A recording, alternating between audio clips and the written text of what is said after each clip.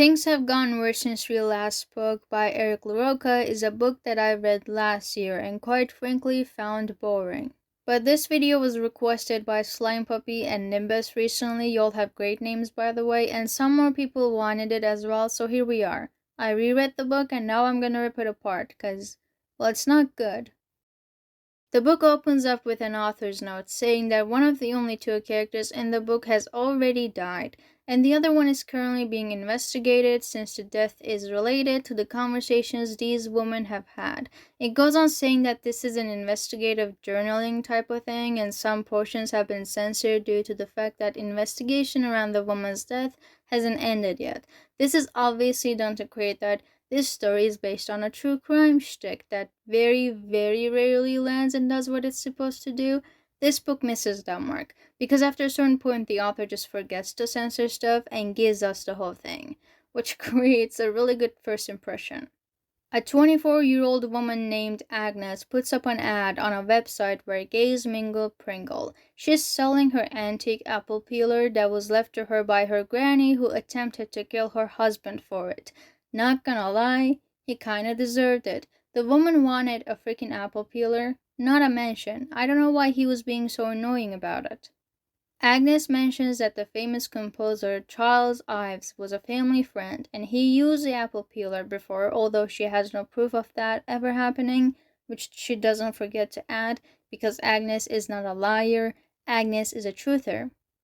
A woman named Zoe replies saying that she was looking for a gift for her grandpa and he's a big fan of this Ives dude, so he would love the peeler, and she's ready to give the wanted $250 right away, but she's curious as to why Agnes wants to sell this antique item, this memory from her family.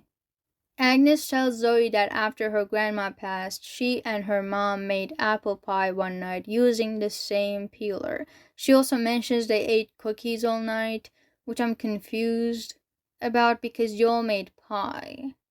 What is this cookie business? What happened to the pie? Someone please find out what happened to the pie. Even though the mother and daughter shared such a profound and bonding time together, when Agnes says, "Mom, you remember that time we were peeling apples to make apple pie?" Well, yeah, you see, those apples weren't the only fruit in that kitchen that night. Her mom says, "No child of mine is a fruit," and cuts relations with her. So Agnes doesn't want to carry around something that reminds her how unloved and how rejected she is by her own mom. She says that she doesn't anticipate having kids of her own, so the peeler should go to someone who can leave it to their children later on in life, sort of like an family heirloom. And also the $250 she's asking for the peeler is gonna help since she's having financial problems. Zoe's like, "I'm rich, and I'm gay. Let me help you. Here's $1,000. Although surprised at first and a little ashamed, Agnes accepts the money and feels like she's indebted to Zoe, which is apparent in her emails. Says that Zoe saved her life, she was contemplating taking her own life, she's forever grateful, she'll do anything to pay her back. Also, she used to end her emails by saying best and regards and whatever, but as soon as the money rolls in, she starts ending them with "your friend Agnes XOXO," which I thought was pretty funny. Money makes the world go round. I hate it. All of this happens over a series of emails, but the women start using Messenger besides emailing after this is settled, so it's easier to talk to each other. The first time they use the app, Zoe makes Agnes promise to keep the apple peeler, to keep her granny's legacy. A bit after this, Agnes sends Zoe an email saying she's been on her mind all day. Zoe responds with saying she's busy. Later that night, they talk on Messenger. Agnes is like, "Where were you? Were you with someone else? Were you with other bitches?" Zoe's like, "I was with one bitch, and she is now my ex-bitch." Agnes is like, "Cool. Cool. Zoe's like, "My father used to have a saying, 'What have you done today to deserve your eyes?'" Zoe goes on rambling about how we take our organs, our well-being for granted, and that we should do something every day to prove that we deserve our eyes. Within my brain, I'm thinking, what about our ears? What about our nose? What about our butt? Why just eyes? Why stop at eyes? This is so unfair. Also, what kind of father would say that to his kid? Fathers, go to therapy. Do better. Also, what kind of person would say this stuff to someone who just told you that she's been dealing with suicidal ideation lately? Like, you want her to kick the bucket so bad, Zoe. I can't believe it. After this whole shebang, Zoe lets Agnes know that she's gonna hold her accountable from now on. That every day, Agnes has to do something that proves she deserves her eyes. Spoiler alert, not a single thing she does has got to do with her eyes. Or I'm just a really big dum-dum. First, she has to make a statement. She has to find a red dress and go to work like that. Agnes works as a receptionist, and this is not in regulation with the dress code, so she fears she might get fired. Zoe's like, too bad. Do it. Agnes goes along with it. Somehow, wearing an outfit that is clearly out of her comfort zone makes her feel empowered instead of like a shriveled plum that's been sitting in the fridge for too long. After seeing the picture Agnes sends her as proof, Zoe congratulates her for being oh so brave. I'm so proud of you, babe girl. And I know you won't find this too forward since I feel like we don't have any boundaries with each other anymore. So now I need you to not wear underwear for a week. First of all, why do we not have any boundaries all of a sudden? What happened? Did we shit them out? Second of all, what?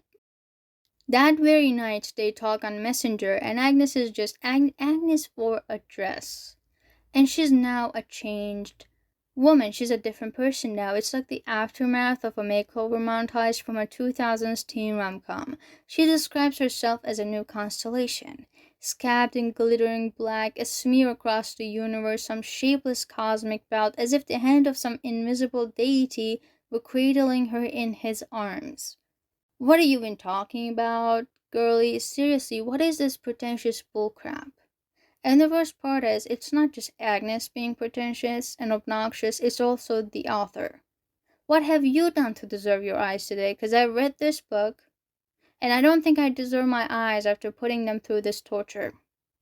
Zoe reminds Agnes of the underwear thing, and Agnes is all flirty. Is like, do you like thinking about me naked, Zoe? She's like, yeah. I do. And then stops and says, I shouldn't say too much. My thoughts, they scare me sometimes. Zoe is like that 14-year-old at school who brags about being edgy because he thinks that the fanatics of that failed Austrian painter had drip. Agnes says, bring it on. I want to hear it. Whatever it is, I want it. Oh yeah, you would like me to tie your hands with rope above your head? And use a leather crop to blacken both of your ass cheeks? How about I open you up with my fingers until they slide in deep inside, soft gurgling noises clogged in the pit of your throat? You gonna open up for mommy? How do we get here? Is my question. The next day, she Christian Grey's Agnes and says, be my slave. I want someone who would give up their freedom, give themselves, give up everything that makes them an individual, and just be my little puppy. And I would treat her in the way that a mother nurtures her child. Pause. Why would you say that? Why would you say that the way a mother nurtures a child? When people say things like this, I can only think about how badly they need to go to therapy and fix the issues the kitty they came out of planted in them before they go meddling in another woman's kitty, you know? I'm disgusted that I said kitty. I'm sleep deprived. I'm really sorry. I'm freestyling this video. Agnes says, after everything you've done for me, Zoe, I'm ready to give myself entirely to you. You'll never met, not once. You'll talk for like 2 days and exchange like one photo.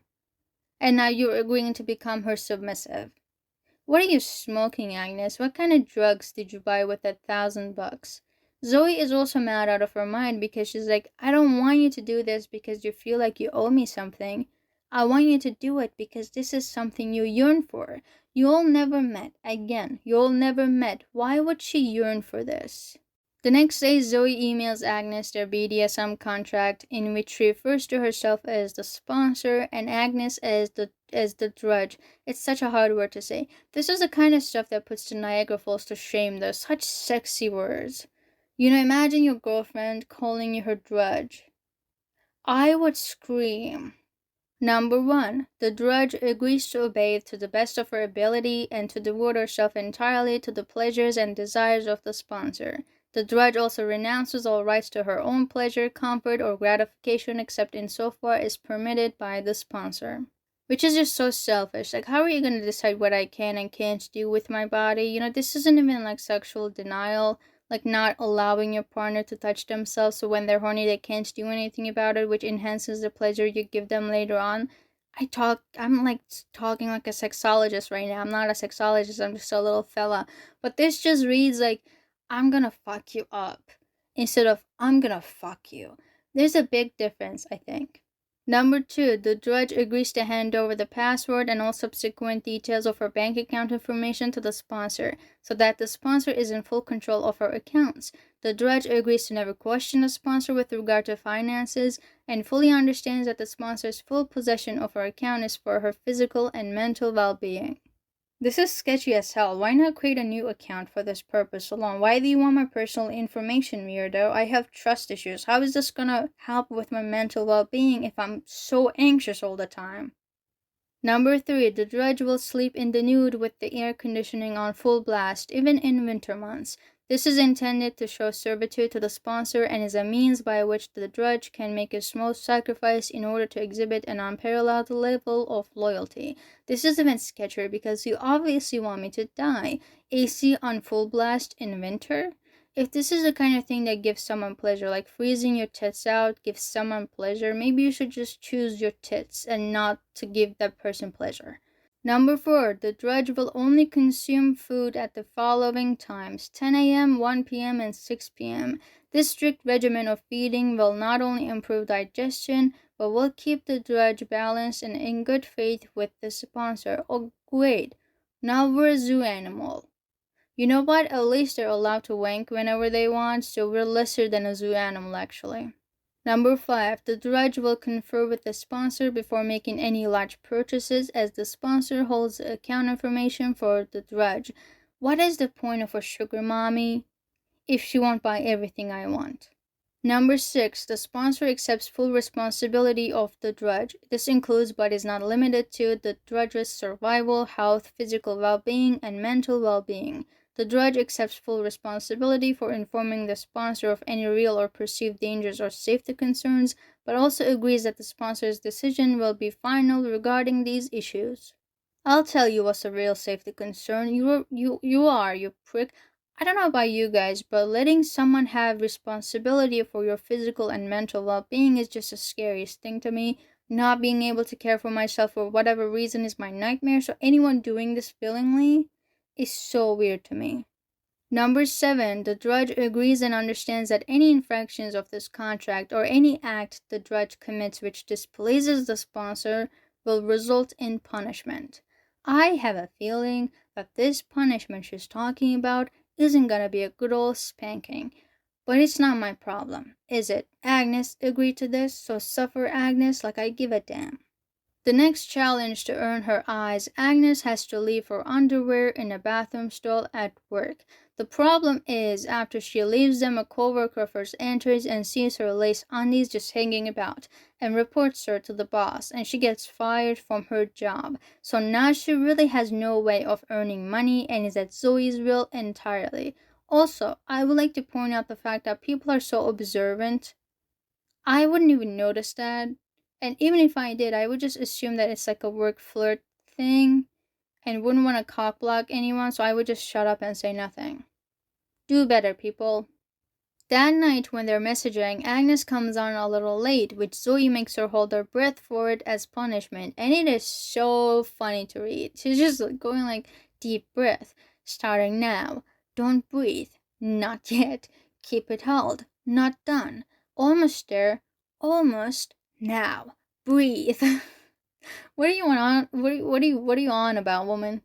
Like, this is like the kind of thing a barely teenage me used to get up to on Imvu back in the ancient times. I can't believe these are two adults doing this via text messages. Like, it's so funny to imagine someone doing this in person too, but in a chat, it's even funnier. Which is also exactly what Agnes feels. She wants to meet up. She wants to see Zoe, to touch Zoe, but Zoe rejects that idea. She says, why is texting not enough? Agnes then says she wants to carry life inside her. She wants to feel a living thing growing inside her. Zoe says, I wish I could give you that. I wish I had a pee-pee. Later on, Zoe sends Agnes an email. Since Agnes wants to carry life, she has to go find a salamander, carry it in her pocket all day, and then smash it with a rock. I don't know why. Like, why not have it as a pet? It doesn't make any sense. It's like the author is writing stuff to shock you and nothing else at this point. Agnes, even though reluctant at first, goes with the plan at the end, not wanting to upset her sponsor, but the killing part makes her feel awful, so she cuts ties with Zoe, saying that they're not good for each other. She also tells a story of the time where she watched a rabbit give birth and then eat her babies, and the zoo staff told her that the babies were sick and it was for the best, just to say that the decision to cut ties with Zoe is for the best. Like, how does this relate to anything? Agnes does this a lot. A couple weeks later, Agnes comes back, apologizing, saying, let me be your slave again, please. It was never my intention to hurt you. I don't really think I'm better off without you. I should have never said that. Sometimes we say or do things to people we love because we know it will hurt them. We are not that bad as people, actually. I don't know about you, but hearing about the terrible things other people have done have always made me feel better about the things I've done. Which is like such a messed up way of looking at things. Imagine a sex offender feeling better about themselves because they did it to an adult. Yeah, you just killed a salamander and people do much, much worse things. But this whole idea of other people do worse things than me, so the horrible things I do aren't that horrible, totally erases all responsibility you need to account for yourself. Comparison, whether it's because other people have it worse or better than you, or in this case do worse things than you, whatever it is such a dangerous mindset. I fucking hate it. Agnes, being Agnes, to fully support this opinion of hers, starts talking about a story she read of a teen crucifying his baby brother. She says, we aren't monsters like them. We don't deserve to be put in the same category as them. We deserve to be together, Zoe. We deserve a second chance. And you're just sitting there like, why do we have to hear about baby Jesus? Zoe totally disregards that whole messed up story like she should and says, I take you back. I forgive you, my little drudge. Be good now. After they get back together, Agnes is scared Zoe doesn't fully forgive her. She apologizes again and again. She says when she was little, she thought people hurting you meant they loved you. She trauma dumps on us. Her aunt used to lock her up in her closet with an egg in her hands, and at the end of the day, if the egg was cracked, she would make Agnes eat it raw. Zoe says she would never do horrible things to her like that. Agnes says, yes, that's why I came back, because someone else would do worse things to me. It is obvious that Agnes is lonely. She has no one. She doesn't talk to her family because they don't accept her for who she is. She doesn't mention a friend once. She sees Zoe as someone who can love her truly, because how can someone who promises to take care of your every need not love you? Agnes clearly needs help, but that help isn't gonna come from Zoe because Zoe dreamed about killing her once. It wasn't a dream where she woke up dripping sweat or dripping other types of juices. Let us all thank Zoe for not getting turned on by the idea of killing her girlfriend. What a time to be alive. She saw Agnes in a hospital bed, her skin melted off. Agnes asked her to pull the plug on her, and she did, which then the doctors and nurses came in to tell Zoe that she has to replace Agnes now. Zoe got surprised since she was fine, but when she looked down, she saw her body resembling of Agnes's. The dream ended with Zoe in the hospital bed, with no one to pull the plug, no one to put her out of her misery. I gotta be honest, this is the only part of the book I actually enjoyed. I had totally forgotten about this. It's a really scary thought, to be so lonely that you don't even have anyone around you that will show you mercy. The dream is scary, but what's scarier is the thing Zoe says about the dream. I inch closer toward the bed to look at you, and for some reason I savor the moment. I savor the sight of you in pain, your eyes pleading with me to end your suffering. I think to myself, if I were an ice pick, I would scramble your brain like a plate of eggs. I think to myself, If I were a black hole, I would swallow you and shit you out in tiny pieces. I think to myself, if I were a tomahawk, I would split you right down the middle like a rotten piece of fruit. I would do anything I could to erase you, smear you against the world, the way a boot wipes off a squished worm on a scraper. I don't want to say anything about this because I don't think anything needs to be said. What in the fresh hell did I just read? Like a rotten piece of fruit? This is homophobia. I don't want to know. Block, report, call 911, divorce, bomb her house, do something, anything, but just don't tell her you love her. You stupid freaking idiot. Zoe's torturous monologue would ring the alarm bells in any sane human's head, but Agnes is crazy. Agnes says, I want a baby. To this, Zoe replies with, I'm sorry, baby girl. We can rub our coochies together, but the only thing a carpet burn is gonna create is fire.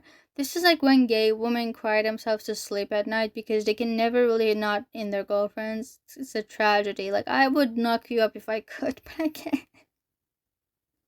But then Zoe comes up with the brilliant idea of contracting tapeworm by eating raw meat that's been sitting in the sun, that's been infested with flies and maggots. You want a living thing inside you, Agnes? Contract a tapeworm. Because that's totally normal. They're giving such mentally healthy vibes.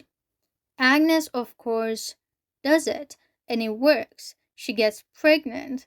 At this point, she fully believes that the tapeworm she's carrying inside her is her baby. She is so far gone. She already had some screws loose in her head, but now the screws have fallen out like high school friends. She imagines her, Zoe, and their little worm cuddling together. She imagines a life for the three of them. Zoe attempts to bring her back to reality since tapeworm is gonna pass whether or not she uses medication, but Agnes doesn't believe that. Agnes says she's gonna carry this baby to full term, which makes Zoe nope the fuck out of the relationship. She says, you need help, you sicko. That's not a baby, that's a worm.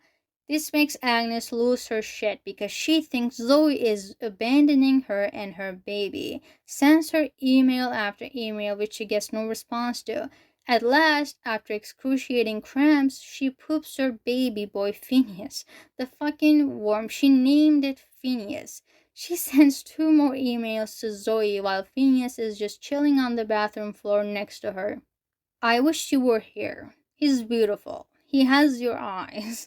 And your smile. I hold him in my arms and pretend he makes little cooing noises at me the way all babies do. And this, after getting no response.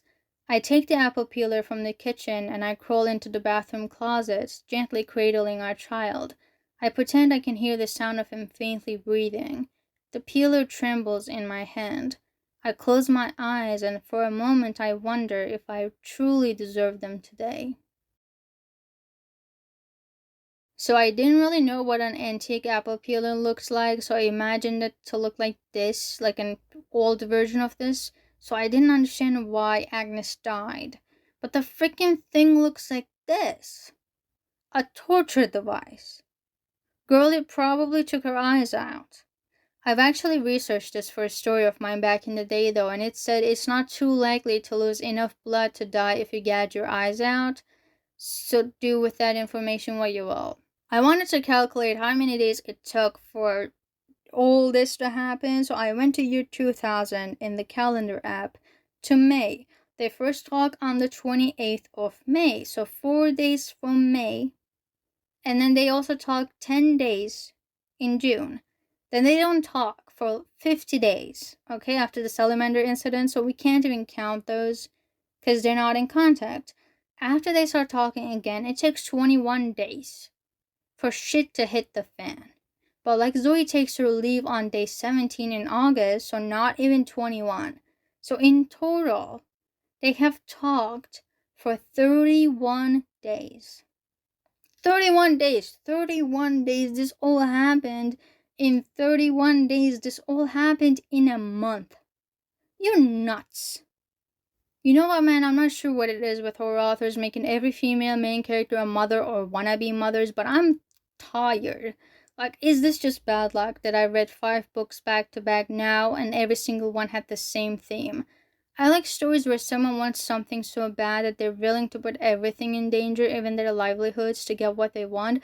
I love that spiraling, that slow descent to madness, even if it's a woman wanting to be a mother. But this book failed at doing that because of how fast everything happened.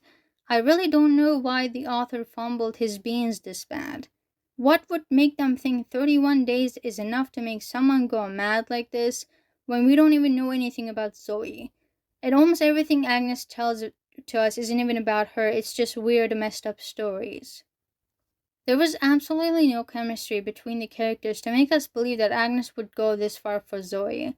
All of it happened in a chat room, which is just ridiculous to me. I just so wish that Agnes was just trolling Zoe and died because of something else, but then they found all these messages and emails and thought it was Zoe doing this. I don't know, it's so stupid that someone would just do this for someone they don't even know. I can't wrap my mind around it. About the whole BDSM talk, I've heard from people in that community say that it was unrealistic and just gives them a bad rep. I can't comment on that myself, but I can say that having a chat room BDSM relationship is way too funny to feel horrifying, so the book fails at that too. I can't deal with both characters in a book being disturbed, unhinged, and unlikable, but only if I care about what they're doing. These two women were just so unbelievably cringy. Every interaction they had got me banging my head on the headboard out of rage. It got me huffing, it got me puffing. I was bored out of my mind. And on top of that, the emails aren't even written like emails coming from the characters. They read like the narrator is telling us what's happening. This feels like the author started a storyboard, wrote some scenes, and then forgot to fill in the rest of it. So we only have scenes where major events take place, and all the other scenes where they were supposed to build their characters and their relationship just don't exist. And the result is blend. In the acknowledgements, Eric LaRocca says that they wrote the first draft in 5 days. I'm a hard believer that they also released the first draft. I don't understand these authors bragging about how fast they wrote their book when it's this bad. How are you not ashamed to admit that? I'll never understand. It's not a good thing to have the face to admit you didn't put enough effort in your work when that's already obvious to the reader anyway. Like, we can tell you wrote this in 5 days. I think the concept was good. Having two people only interacting with emails and text messages, and then they just do these unimaginable things to please one another is a good concept. But I've also heard that the author was heavily inspired by another book, The Sluts by Dennis Cooper, I believe. I haven't read that book, so I can't really say, but some people say that the idea is just copied. So if this is a steal, then that's a whole nother mess that people need to talk about. But I just think that Eric LaRocca is the kind of author who would excel at writing short horror stories. Because you don't necessarily need character development in those to shock people. They also dedicated this book to anybody who has gone searching for something, someone in the glittering darkness of cyberspace just to feel a little less lonely. He's obviously not talking to me because I blocked dozens of people after oversharing. Once I blocked a guy because I told him my favorite color, which wasn't even my favorite color. I had a brain fart and told him the wrong color. That I didn't want to pretend like that was my favorite color, so I just blocked him instead. Sometimes I wonder if I should go to therapy.